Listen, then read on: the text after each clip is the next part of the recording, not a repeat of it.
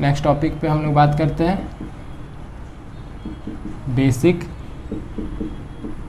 Structure of a cell. ठीक है, basic structure of cell का हम लोग बात करते हैं। तो सेल का मेन बेसिक स्ट्रक्चर क्या होता है, देखिए, तो सेल एक आउटर मेम्ब्रेन से कवर्ड रहता है, उसको हम लोग सेल मेम्ब्रेन बोलते हैं, या फिर उसको हम लोग और क्या बोल सकते हैं, तो प्लाज्मा मेम्ब्रेन बोल सकते हैं। सेल का जो आउटर कवरिंग होता है, आउटर लेयर कवरिंग, उसको हम लोग प्लाज्मा मेम्ब्रेन बोलते हैं। एक छोटा सा आप फिगर ही देख लीजिए, ये मान लीजिए हम एक एनिमल सेल बनाते हैं, ठीक है, ये ऐसे रहता है। तो ये जो आउटर कवरिंग होता है ना सेल का, इस कवरिंग को हम लोग क्या बोलते हैं, तो प्लाज्मा मेम्ब्रेन, प्लाज्मा मेम्ब्रेन या सेल मेम्ब्रेन। और सेंटर में जो है उसको हम लोग न्यूक्लियस बोलते हैं, और बीच में जो जेली जैसा सब्सटेंस यहाँ पे स्कैटर्ड रहता है, इन सब को हम लोग साइटोप्लाज्म बोलते हैं। ये एक बेसिक स्ट्रक्चर अगर हम सेल का बोलेंगे तो सेल में बेसिक यही 3 पार्ट होता है, एक सेल मेम्ब्रेन, एक साइटोप्लाज्म, एक न्यूक्लियस। इसके बाद हम लोग स्ट्रक्चर्स में 1 बाय 1 और भी काफ़ी ज़्यादा पार्ट्स के बारे में पढ़ेंगे। तो सबसे पहला पार्ट क्या हो गया आपका, देखिए, सेल मेम्ब्रेन,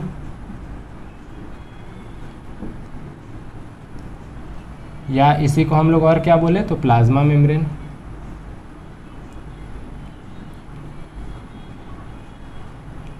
ये क्या हो गया, तो ये हमारा आउटर कवरिंग हो गया एक सेल का, ठीक है, it is a outer covering of the cell.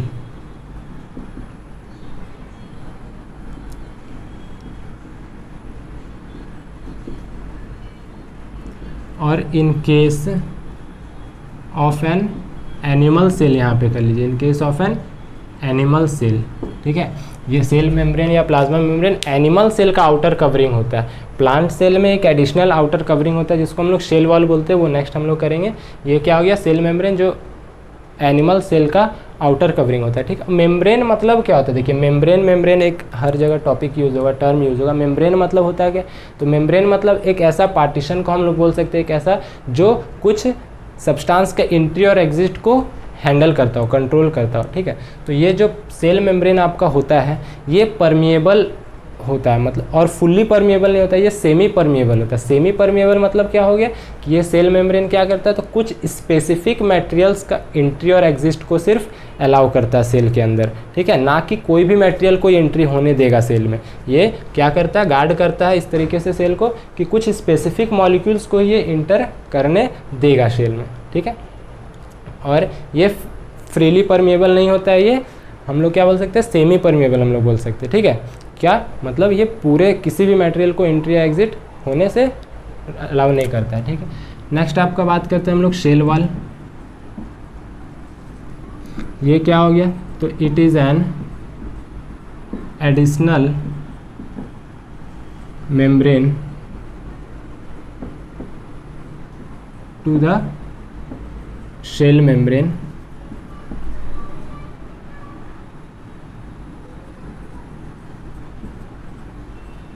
In plant cell. Plant cell में ये सेल मेम्ब्रेन के ऊपर भी एक एडिशनल होता है, ठीक है, एक एडिशनल मेम्ब्रेन होता है सेल मेम्ब्रेन के भी, वो आपका कहलाता है सेल वॉल, ठीक है।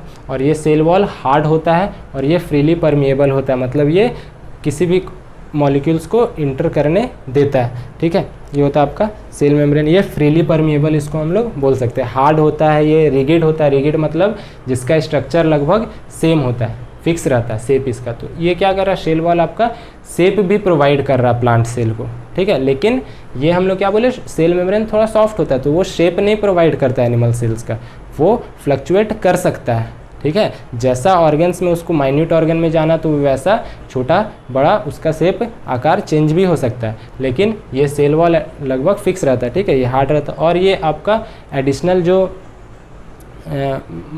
टेम्परेचर का जो वेरिएशंस होता है उससे भी प्लांट सेल को प्रोटेक्ट करने का काम करता है ये सेल वॉल, ठीक है। तो ये होता है आपका सेल मेम्ब्रेन और सेल वॉल। थर्ड क्या स्ट्रक्चर में आया हमारा, साइटोप्लाज्म। थर्ड क्या आ गया, साइटोप्लाज्म। ये क्या है, देखिए, तो जो जेली जैसा मटेरियल प्रेजेंट है आपका सेल मेम्ब्रेन के अंदर, उसी को हम लोग साइटोप्लाज्म बोलते हैं। तो it is the jelly like substance present between the nucleus and cell membrane. Nucleus और सेल मेम्ब्रेन के बीच में जो जेली जैसा सब्सटेंस ये प्रेजेंट है, पूरा स्कैटर्ड है, उसको हम लोग साइटोप्लाज्म बोलते हैं। ठीक है, इसी साइटोप्लाज्म में काफ़ी ज़्यादा मटेरियल्स अवेलेबल रहता है। ठीक है, डिफरेंट। ठीक है, तो ये आपका साइटोप्लाज्म होता है। क्या? तो जेली जैसा सब्सटेंस या मटेरियल हम लोग बोल सकते हैं कहाँ पे प्रेजेंट रहता है, तो ये प्लाज्मा मेम्ब्रेन और सेल मेम्ब्रेन एक ही टर्म है। सेल मेम्ब्रेन और न्यूक्लियस के बीच में ये पूरा स्कैटर्ड रहता है जेली जैसा सब्सटेंस, इसको हम लोग साइटोप्लाज्म बोलते हैं। ठीक है, इसमें साइटोप्लाज्म में और बहुत सारा मटेरियल प्रेजेंट रहता है, उन मटेरियल्स को हम लोग सेल ऑर्गेनल्स बोलते हैं। ठीक है, सेल ऑर्गेनल्स क्या है, तो साइटोप्लाज्म में प्रेजेंट रहता है, उसको हम लोग आगे करेंगे। साइटोप्लाज्म के बाद आपका बचता क्या है, nucleus.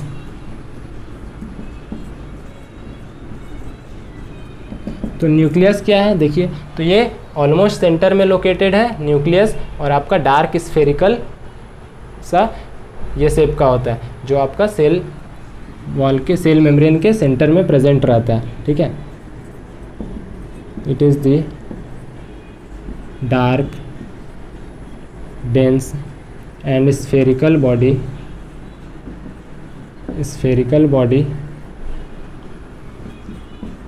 present in the cytoplasm। Cytoplasm में जो dark dense spherical body present रहता है हमारा, उसको हम लोग क्या बोलते हैं, न्यूक्लियस बोलते हैं। ठीक है, ये न्यूक्लियस में ऑलमोस्ट सारा फंक्शंस होता है। और ये न्यूक्लियस के ऊपर भी, जैसे सेल के ऊपर एक मेम्ब्रेन था, वो आपका सेल मेम्ब्रेन कहलाया, उसी तरह से न्यूक्लियस के ऊपर भी ये जो डार्क स्फेरिकल बॉडी है आपका, इस न्यूक्लियस कहलाया, इसके ऊपर भी एक मेम्ब्रेन रहता है, उसको हम लोग न्यूक्लियर मेम्ब्रेन बोलते हैं। ठीक है, और वो डबल लेयर्ड का होता है। It is surrounded by a double layered membrane.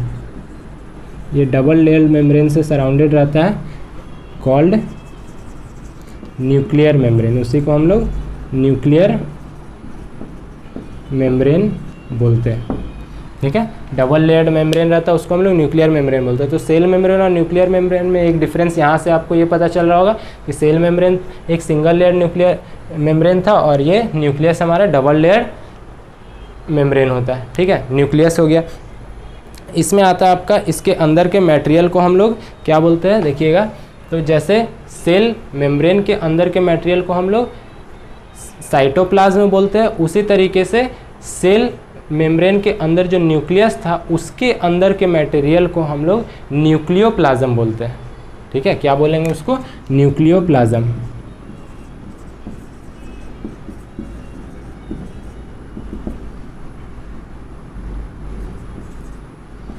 The material present inside the nucleus is called nucleoplasm. ठीक है, सेल मेम्ब्रेन के अंदर के मटेरियल को साइटोप्लाज्म बोलते हैं, और न्यूक्लियस के अंदर के मटेरियल को न्यूक्लियोप्लाज्म बोलते हैं। ठीक है, ये हो गया हमारा। फिर एक होता है आपका, देखिए, सेम सेल मेम्ब्रेन से इसको कंपेयर कर रहे हैं हम लोग, तो उसके अंदर का मटेरियल हो गया आपका साइटोप्लाज्म, और न्यूक्लियस के अंदर का मटेरियल हो गया न्यूक्लियोप्लाज्म। अब देखिएगा, साइटोप्लाज्म में जो बीच में प्रेजेंट रहता है उसको हम लोग न्यूक्लियस बोलते हैं। तो उसी तरीके से न्यूक्लियोप्लाज्म के बीच में एक मटेरियल, एक बॉडी प्रेजेंट रहता है, स्फेरिकल बॉडी, उसको हम लोग न्यूक्लियोप्लास्ट बोलते हैं। ठीक है, उसको हम लोग न्यूक्लियोलस बोलते हैं।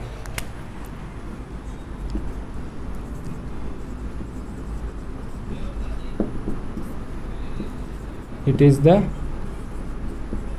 spherical body present in the nucleoplasm. Nucleoplasm के अंदर जो आपका स्फेरिकल बॉडी रहता है उसको न्यूक्लियलस बोलते हैं, ठीक है। तो जैसे सेल मेम्ब्रेन था वैसे न्यूक्लियर मेम्ब्रेन हो गया।